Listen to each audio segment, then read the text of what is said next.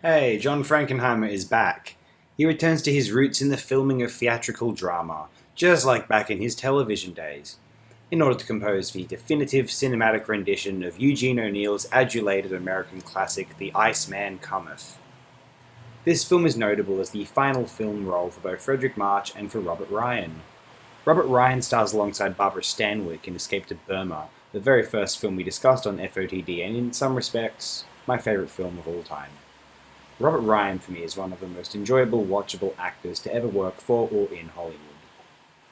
Another notable factoid about this film is this claim that it was the first ever film to include two intermissions during its initial screenings.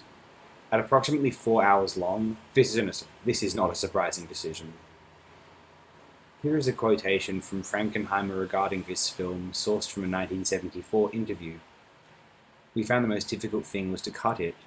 We cut 1 hour and 20 minutes out of the original, but by the time we'd finished it, we'd put back in an hour. It was a marvelous movie. Up till now, 1974, my best experience.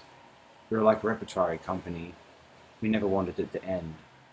I tried to show Hickey as sane and not the way I've seen him interpreted, as insane. I think you have to live your life without illusions, not with them. Pauline Kael said in her review that you only have to look at photos of O'Neill to see this was a face with no illusions."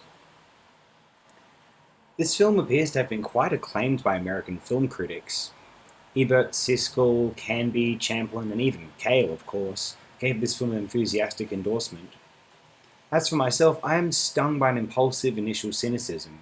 It almost seems wasteful to spend all of that film stock celebrating an established success of the stage.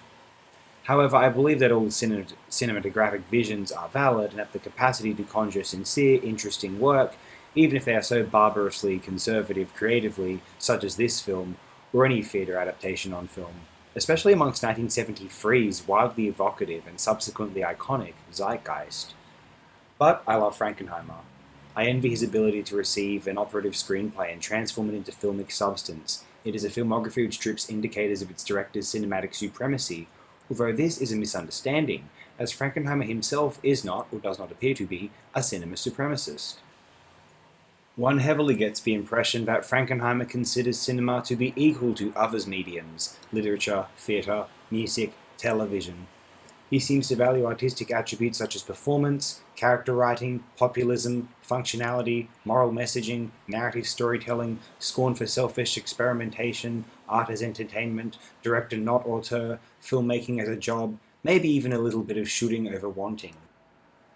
And yet, despite this, Frankenheimer inherently, in giving an impassioned traditional filmic finish on theatrical, literary, or televised narratives, made a staunch, insurmountable case for cinematic supremacy.